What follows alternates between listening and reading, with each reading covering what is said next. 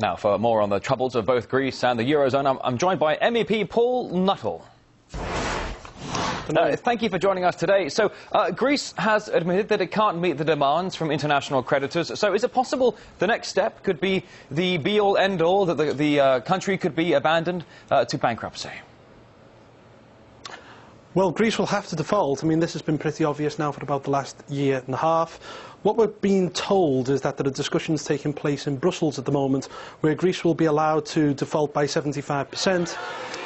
In the end, there really is no option that Greece will have to come out of the euro, will have to devalue its own currency, will have to be able to set its own interest rate, a competitive exchange rate. It's the only way the Greeks can get their economy moving. They can't get their economy moving whilst they're trapped within the prison of the euro.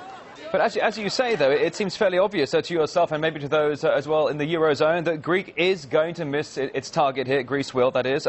Greece promises to reduce its deficit, but it gets the money, but then it misses its target. So why is the EU relenting with this bailout for an unreliable borrower? To many, it seems like it doesn't make sense. Because this is all ideological. This is about creating a United States of Europe. To have a United States of Europe, they need a currency. We knew at the start that the euro could never work without full fiscal union. The problem that they had at the time was that there was no appetite for full fiscal union right across the peoples of Europe. There still isn't any appetite for full fiscal union. So the idea that you have Germany and Greece in the same currency, with the same interest rates, could never work. The whole thing was going to fail, and what we're seeing now is the whole thing unravelling in front of our eyes. And at the moment, if they agree to this $8 billion bailout, like we're being told has happened, that the Cabinet in Athens have agreed to, it will mean that 30,000 people will have to be sacked in Greece over the next couple of weeks, otherwise Greece goes bankrupt. Well, we've seen austerity measures being implemented all over Greece for absolutely months now. This year's been a terrible year indeed. But can you give me a point-blank answer here? If more bailouts do go into Athens, can Greece survive, or is it just going down? Greece is just going down. We can still continue to pour good money after bad. But look, Greece's debt is going up. It's not coming down. Greece is in serious, serious problems. But it just won't end with Greece. I mean, Italy could possibly be next, and Italy is a £1 trillion economy, 8th largest economy in the world. Contagion will spread. Look, the people were out on the streets over the weekend in Lisbon as well.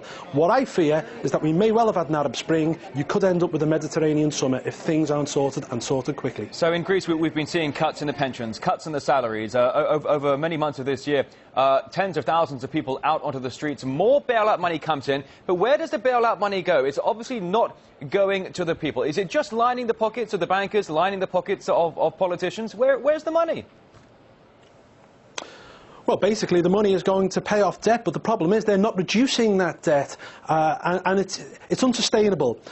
The problem that you have at the moment is that the people in Greece are suffering because of an ideological decision not taken in Athens but taken in Brussels, and it was taken 10 years ago. Greece should never have been allowed to get into the euro in the first place. They broke so many rules, their own rules, to get Greece in because this was all about politics. It wasn't about economics, and I feel very, very sore for the Greek people. The only way that the Greek people will get back on their feet again is to come out of the euro altogether. And look, it won't be the end of the world for Greece. Argentina was the last major country to default in 2001. Between 2001 and 2006, Argentina's economy grew by 65%. That is the answer to Greece. Well, I mean, certainly that's a happy ending to that story there with Argentina. But you keep mentioning this this ideological united front. Why does the Eurozone keep funneling money into Athens to show that the European neighbourhood is united? But we just had an analyst, a Greek analyst in Sarah Firth's story, saying that this is a war. This is an international occupation being force-fed by an international financial crime syndicate. Now, many Greeks say, hey, we don't need these bailouts, we can get along fine. So who is force-feeding these bailouts? Is it indeed an international financial crime syndicate? Well, it's a mixture between the International Monetary Fund, the European Central Bank, and of course the European Commission.